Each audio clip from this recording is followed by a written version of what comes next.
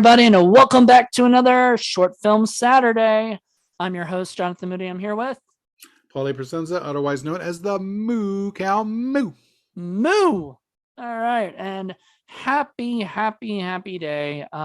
We have as Paul's showing it behind him, we have a Darkstone Entertainment movie, and it's been a while since we reviewed one. I think 2020 I did which one was it? Shadowhunters. So we did one for Indie Film Cafe. But since then, I don't think we've had another John Johnson short. No, although we did do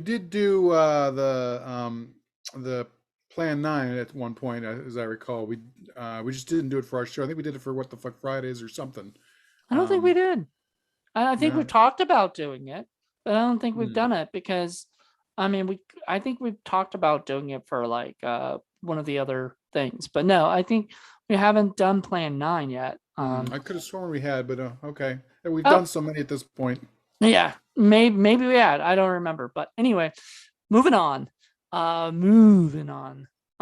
We've got this movie is 726. You can find it on YouTube. We'll actually send the link to the YouTube so you can check that out as well if you haven't seen it. So please, if you haven't seen it, go watch it on YouTube right now and let us know what you think. It is Darkstone, honestly baby. what? I said Darkstone. Yep, that's what I was pointing out earlier. So basically this movie starts off with a wham. Like it goes right into it. It does not it's only 8 minutes long, so there's no real time to like let anything slow happen. Actually, it's not even 8 minutes long. I mean, you take out the credits at the end, and it's really less than that. It's Yeah, it's really like amazing. seven something. Yeah, it's maybe seven something minutes. And it's pretty much it just starts out with this guy who just, not minding his own business. And then he gets it gets a briefcase handed to him, and he's told basically good luck by John Johnson himself. John Johnson runs Take it. off. You better run. They're You better run. coming. And then he's just like, because I was talking to somebody about that, and they're like, if I got the briefcase or whatever, I was told this, I would just drop it and run away from it, Right. but this guy And sort of is stuck with it. 90% of people would probably do that, but as it turns out, this guy kind of works at a boring job and he has kind of a boring life. And, this is kind of like a godsend moment to him because he's been wanting something to spice his life up. Maybe not this spicy, but it definitely is something along the lines that he kind of wants. And as it turns out, it totally fits within his groove as it is anyway. So, it's a Yeah. Deus Ex Machina, but in a good kind of way. Right. So then he ends up running away, escaping from these people that are chasing him, gets back home, tells his, I guess, wife or girlfriend or whoever that is, that, Hottie. yeah. Oh, that was Karen Kettles, who actually was in Scary Story Slumber Party.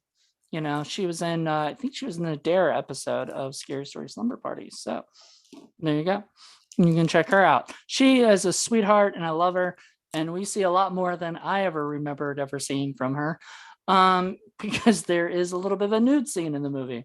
Sort of. Very brief. Yeah, it's very brief and it's very sort of, it's done tastefully, and everything. It's not very, especially if you're going to be on YouTube, you can't really do that, But but you'd be surprised what's on YouTube. well, I've YouTube's a little bit. I think because there's so much on YouTube, they're bit more slack on stuff. Like unless somebody reports it, you can kind of get away with things, and and a lot of people don't report stuff unless they're Yeah, you know. and this particular movie only has about 1,500 views, which is kind of a shame, Mhm. but that's probably why. This was like one of their earlier videos that they put out. So like I think it was like 15 years ago or something. Yeah, and I And noticed some of the comments you were talking about. I think this was made as a 48-hour kind of a thing, and well, they and that put wouldn't it be, out. yeah, and that wouldn't surprise me because it did feel that way. It felt like there was certain things that they had to put in, and they had to make this, like they had to make a thriller, and and they had to do it in 48 hours, and it worked really well. Like, I mean, the shots were well done. There was some cool, like, stuff. The music was awesome. Music was Uh, really good. yeah. The scene. So basically, he gets to the house and he's thinking about trying to open up the briefcase, but thankfully he doesn't. And he gets a call by John Johnson's character, who's saying, basically, I'm glad you didn't open that, because if you did the wrong combination, you would have died, right? And so obviously in your head, you're thinking, what is the right combination? And 726, you find out later. But and he says, how did you get my number? He said, the same way the bad guys know where you're at, right? And the bad guys come, and one of them is played by Mariah, who we love and adore, and she was so great in it. It was a lot of fun. Like, it looked like everybody had fun making this movie. Like, every character just seemed like they were enjoying it. And then the other one was played by Chris Duncan, I believe. And Chris J. Duncan was a actor that's been in the Darkstone, crew since forever. He was in Plan 9. He was in the Spade series. He was in he's played some of my favorite characters in all of the Darkstone stuff. So I love Chris. I thought he did a great job. And I think they called them, there was like Mr. and Mrs. Pot Face or something, or like a boil face or something, because they like put they boiled both of them or whatever, the pot, the pot that he had. Yeah, Mariah gets the hot water, the boiling water in the face, and then the other guy gets his face stuffed onto the burner. Yeah. So those things happen, and then he escapes and runs off, and he goes in the sewer. But it doesn't matter, because they put a tracking device in him, so they can find him anytime they need him. They need to, and they're not going to stop until he, whatever. So he ends up getting his briefcase, and at the end of the movie, he ends up joining, I guess, the good guys at the end. The John Johnson's character, opens up the briefcase, and it's a phone, and he says, I think I'll join you, which, a little surprising twist, kind of comes out of nowhere, but doesn't really make a lot of sense either, honestly. There are a few things in here that I had a few issues with, but overall, it was a really, really good movie. And just think about it. We watched previous to this a movie that was 48 minutes long for our short film, where almost nothing happens, and it is absolute torment. John Johnson packs more stuff into this 8-minute, or actually sub 8 minutes, than was ever in that other 48-minute movie. And in fact, there's more going on in this 8-minute film than a lot of films that are full length. It's just, really, really well done, really, really well edited. All the supporting stuff is good. Like, the music is really good. The special effects are really good. The acting was good. Like I said, plot-wise, I had a few issues with some of the stuff, but that's okay. For what it is, this is a lot of fun for a short film for under 10 minutes. You can't beat that with a stick. I think, and you were talking, you said that it might have been like a 48-hour film festival thing. When you have 48 hours to create a whole short film, that's not a lot of time, right? Especially with writing, and especially when you're like under a lot of pressure to make things work and get things done. I mean, and you have to write a script out that sort of makes sense. Get everybody together. I mean, the Darkstone crew, they're pretty, they know, I mean, they know sort of what they're getting themselves into a lot of times. And props. I mean, the one part where he's on the ground when he's got his foot stuck and he's got to shoot those two, I mean, that was a very realistic scene where he shoots the one guy. I mean, it made it look really good. I mean, there are places where it takes an entire day just to get one of those kind of scenes down so it looks good. So I don't know how many takes it took for that, but it was really well done. Yep, it was good. It was a great short. It was well done. Like you said, there might be plot issues, but like even those you can kind of overlook after you've seen the whole thing, and you said, not bad. This is actually pretty good.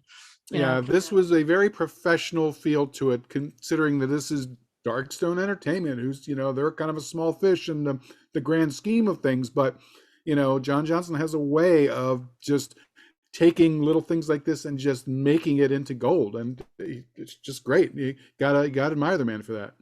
Yep. So for one of his earlier works too, this is an early work of his, not too early, because I think he started in like I want to say he actually started doing stuff in the 90s or whatever when he was younger and everything, but he started really forming Darkstone Entertainment in the early 2000s, and that, you know but I have to say I still love their old logo with the dog eating the video cassette I and know, everything. so It's so cute. such a cute little logo. They have like, I mean, nowadays it looks more like an Epic thing and more professional and whatnot. But when I look back at what it used to be, it's just so adorable and so cute. And the whole movie's cute. Everybody had such a fun time, I feel like, and it makes you feel like you're having a good time while you're watching it. I mean, this movie is so, after watching the other one that Paul picked, I mean, and I watched this like right after that one, and I was just like, yep, this is, Like a palate I cleanser. I know, like it made me, this is the shower that I needed to take after the other one I But watched. I tell Um, you what, though, I mean, if there was any justice in this world, John Johnson should have taken like a DVD of this film right to Hollywood and said, here's my calling card, hire me. And he would have gotten hired for a film. Because yeah, this demonstrates everything you need to do in order to be a successful director in Hollywood. You know what I mean? right. It does, and I think from what I've understood, and I could be wrong, but what I understood is that like John Johnson right now especially is very happy with how he is, like Hmm. as a filmmaker. I think maybe back then he could have gone out to Hollywood and he could have presented this and he could have, whatever. But right now, considering that he's sort of like, when you make indie films, you're you know, like you're kind of you're like you said, you're a small fish, right? But you're the big fish of indie films, maybe, right? And if you went to Hollywood, you'd be the small fish, in the big pond, right? Right. But when you're doing indie films and you're like doing really well, for yourself, you're the big fish, and other people are like our company, maybe even is lesser, you know what I mean? Kind of thing than what he's doing, because he's got lots more money now. He's doing really well. He's got the TikTok stuff going on. So he's doing very well for himself and for the company. And I'm very proud of like what they've been able to accomplish throughout the years. I love these guys. And I think I can't wait to see more, from them. Yeah, I mean, I like to think that he's right up there with the likes of Neil Breen and Tommy Wiseau as far as being big fish in the indie community. Maybe, maybe not, but he actually makes I, good movies. So no, it kind of, I mean, I think it's a different thing. I think they are, it they is. are more like, I mean, at least Tommy is more Hollywood now, like Hollywood knows who he is. Not many people in Hollywood know who Neil Breen is.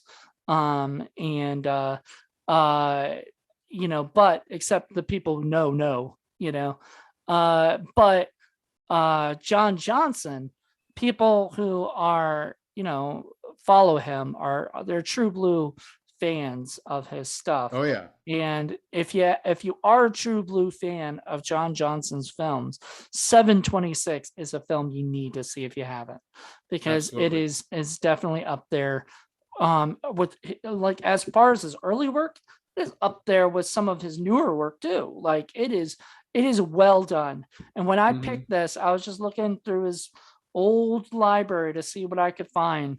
And I remembered seeing this before. And I go, you know what? Let's do this one. And then I rewatched it and I was like, I'm glad I picked this one, because this Yeah, is yeah, it's well definitely a done. lot more fun. So if you haven't seen it, please go see it. Like I said, we'll leave the link up there so you can check it out. And John, if you're listening and you're watching this, thank you once again for just continuing to create. That to me is a lot of fun. So Quality entertainment. That's what you always get from Darkstone. Yes. So I think they have a website. I'll try to link that too. And check out their stuff. Check them out on TikTok, Dflix on TikTok. They are doing a lot of really cool, like little short things, you know, a lot of little videos, and um, they are they are kicking it off. And I'm very proud of everybody on that in that crew. So check this out if you get a chance. All right. All Thanks right. very much. Bye, guys. We'll see you next time. Bye.